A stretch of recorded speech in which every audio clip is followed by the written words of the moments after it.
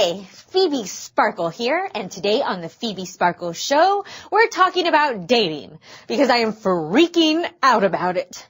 Billy Jenkins, this guy I met at the movies, asked me out on a date. I don't know what to do. I mean, I can't go. Can I? Sure, most of my friends have been dating for a year or two now. I just have never understood the appeal of it. It just feels way too early for me to worry about stuff like that. My friend Vanessa says I should chillax. She dated Juan just because he was the new kid in school and she wanted to get to know him better. And then there's my friend Zach. He keeps dating girls from the same circle. They've started to refer to themselves as the Zach Pack. Yeah, I didn't think it was cute either, but Zach did. I have other friends who date, and all of them have their own reasons for dating, but none of those reasons are in my playbook. Maybe I'm worried about nothing. After all, dating would allow me to see what other people who are outside my normal routine are like, and Billy is pretty cute. Plus, Vanessa says that if things don't work out between Billy and me, he and I can still be friends. Oh, man.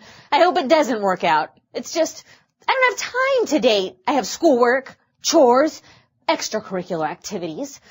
Plus, what if he wants to do more than kiss? What am I talking about? I'm getting carried away. I mean, sex? How did I get there? I just met this guy. You know, maybe I should try thinking about what a healthy relationship looks like. It can't hurt, can it? When I think about dating, I've always pictured myself with someone who's unselfish, someone who treats others with respect and tolerance and has values similar to mine, someone who's fun to be with and respects himself. This someone will make me feel better about myself and will remain a good friend even if the dating was a bad idea. Billy seems to fit all of these characteristics. Of course, I'll need to act likewise. My Nana has a saying she calls the golden rule. Treat others the way you want to be treated. Okay, I'll go on the date. But do we go on our own or with some other friends? Zach says a big group of friends takes the pressure off during a date. Yeah, that sounds like a great idea. That way my friends are there for support. So, friends it is. Now, what do we do? It should be something we both like to do, and I guess my friends need to like it too. Man, this is getting complicated. Why am I so nervous about this? Oh, I almost forgot. My parents. I have to see what they think. I've never dated before. I'm old enough, according to their rules, but what about things like curfew and who I ride with? I'd better go talk to them now so I can call Billy back. Mom? Thanks, Phoebe. Keep us posted on how the date goes. In the meantime, it's time for a segment we call You Be the Judge. Alright, so here's how this works. Click on each of these images to learn more about a dating scenario that might not be too safe. Your job is to think about what you would do if you were in that scenario. Once you've thought about all of these scenarios, we can keep on moving. Ready? Well then start clicking, my friend.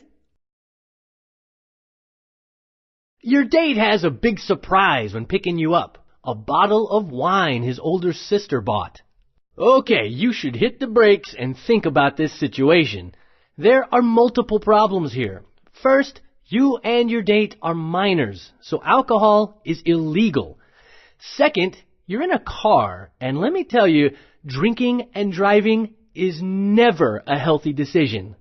Also, alcohol can cloud up your judgment. It produces a state of mind where it's difficult to think, much less make a decision your life might depend on. So in a situation like this, I say the best defense is a good offense. I'm talking about refusal skills. Hopefully you've been practicing for a moment, just like this one.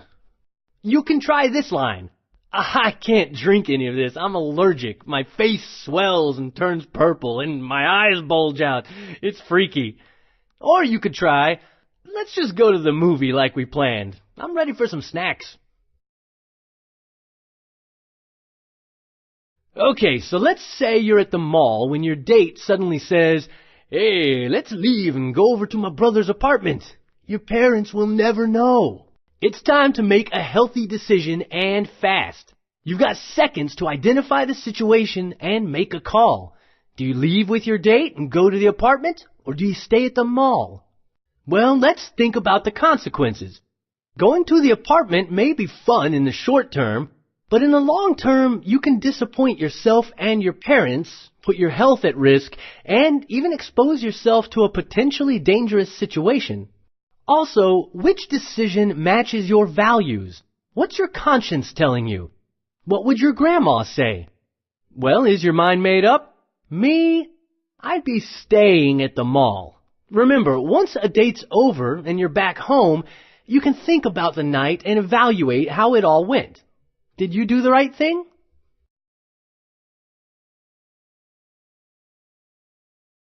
Alright, let's say you're spending the night at a friend's house whose parents are out for the evening. Your friend suggests inviting over the two people you double dated a week earlier. Okay, let's think this one out. I mean, just because your friend wants your dates to come over doesn't mean you have to go along with it. So what's the real decision here? Is it okay to bring over dates while your friend's parents are out? This can be a tough call. If the dates come over, your friend's parents will definitely lose respect for you and your friend. Also, in an unsupervised situation, things can happen. Emotions can be misconstrued. They can be overwhelming and, well, you know. How does all of that fit with your values? I myself couldn't do it. Remember, the decision is yours to make. Don't be passive and let someone else decide for you. It's your future. And of course, you can think about how things went later and evaluate your decision. Okay, here's another situation for you to think over. Your date's driven to a secluded area and has stopped the car. You're uncomfortable and would like to leave. What should you do? Well, you can just be assertive and say, "Please take me home." Then just keep saying it. Hopefully your date will take you home. But what if you are uncomfortable but don't want to go home yet either? Well, let's say that you know a bunch of your friends are down at the bowling alley. You can suggest that you go meet them, or you could text a friend and ask him or her to call you and invite you on a double date. I recommend just doing what you can to remove yourself from this potentially dangerous situation. So be sure you've got your refusal skills down, just in case.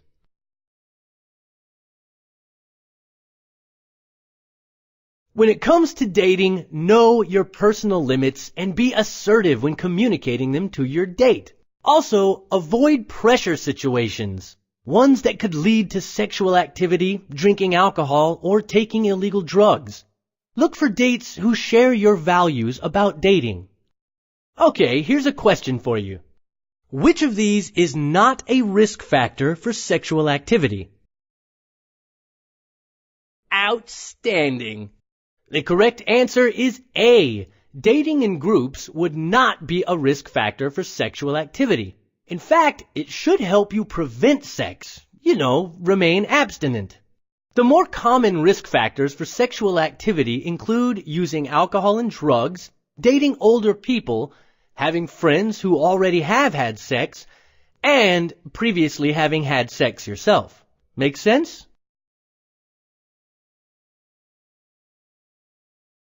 Okay, so my date with Billy? Total disaster. Don't get me wrong, Billy was fine. He was really nice, actually. We went bowling with a bunch of my friends. I should have had fun, but I just felt so uncomfortable. Maybe I'm not ready for dating yet. It all seems so complicated. For example, when we were out, my friend Tammy told me her parents made her break up with her boyfriend. They had been together for almost 3 weeks. A long time.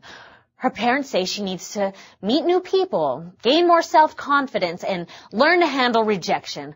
Tammy was upset and confused. I felt bad for her. But one thing's for sure. I don't want to have to worry about stuff like that. At least not right now. Then there was Joseph. Sorry. Poor guy kept throwing gutter balls. Anyway, he wants to ask Vanessa out. Turns out she and Juan broke up a couple of days ago. You can tell that Joseph really likes her, but it's also clear that he has no idea what he's doing. So I told him that he could come over tomorrow and he could practice asking her out with me. Then Monday he can talk to her at lunch. And if she says no, well, you have to at least give him credit for having the courage to ask. Oh, see why I'm just not so sure about jumping into this whole dating drama? Oh, yeah. Then there's my friend Jennifer. She didn't come out tonight. Joaquin asked her out, but Jen had heard through the grapevine that Joaquin liked to drink. Well, when she asked him about it, he didn't deny it. When she explained that she doesn't drink, he basically didn't seem interested anymore. Wonder what he had in mind. Well, fortunately, we'll never know, because Jen told him there was no way she was going out with him. Good call, Jen. Yeah, I really don't know what to do about this whole dating thing. I did get this letter my brother sent months ago from college. He marked it, "Read after first date." Yeah, he always liked being mysterious. Wonder what it says. Let's find out now in a Phoebe Sparkle Show exclusive reveal. Wow. Do you know what my brother says here? He says, "It's okay to not want to date. You may not be ready. Don't doubt yourself. Don't feel pressured." Isn't my brother great? Somehow he knew that right about now I'd be facing these tough decisions. And look at this. He even listed the decision-making steps, like I could forget, and refusal skills, putting himself at the top of the list. Isn't my brother great? I wonder if he's still up. Think I'll give him a call. Catch you later. Well, I'm glad that things turned out okay for Phoebe, and that she has such a great brother to help her out. But you know, there are a lot of people in life that are just unhealthy, and they can make for some unhealthy relationships. Let's take a look at some of these people and what they could do to get healthy. People pleasers want the approval of others, and they'll often do almost anything to get it. Unfortunately, this means they might do unhealthy things like drink, use drugs, or even have sex just to please others. Enablers support people who choose to make mistakes that put others in harm's way. Enablers will sometimes even make excuses for these people. Why? Well, it could be that enablers are in denial, or that they choose not to see it. Maybe it's just easier than standing up to others. Clingers always seem to be hanging around. Why? Well, they just don't feel good about themselves, so they need constant attention to feel okay.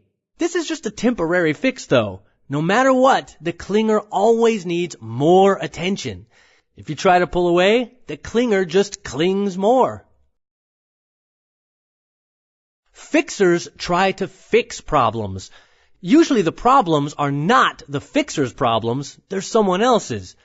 By doing this, the fixer avoids his or her own feelings and pushes away healthy relationships. That's because healthy people don't want other people solving their problems.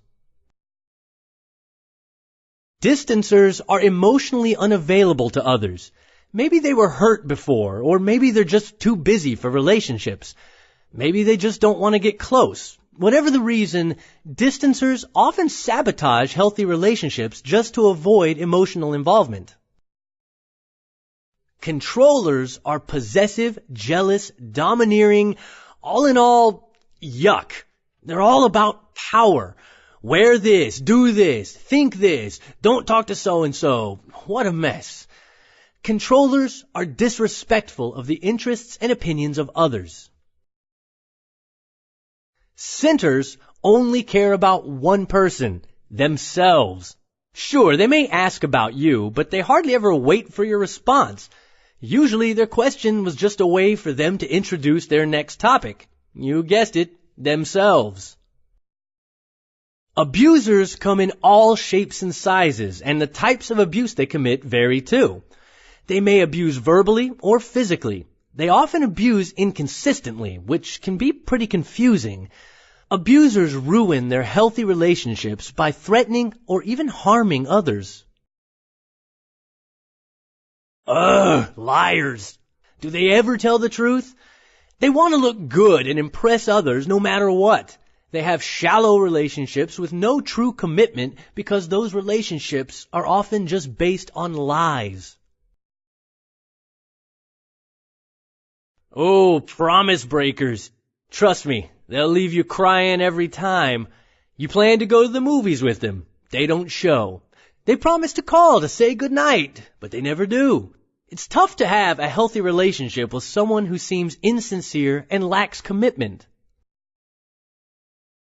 Alright, here's another question for you. Aaron's been trying to improve his relationships. He knows that he could be more sensitive to others' feelings. Which of these behaviors could help Aaron change? You got it! The correct answer is D. If Aaron really wants to focus on the feelings of others, he has to practice active listening. Listening to others will help Aaron avoid harmful relationships, as well as help him focus on other healthy behaviors. Here are some other things to keep in mind if you want to improve your relationships. Oh, and let me know if you'd like for me to explain the answer to this question again. Otherwise, I'll catch you later.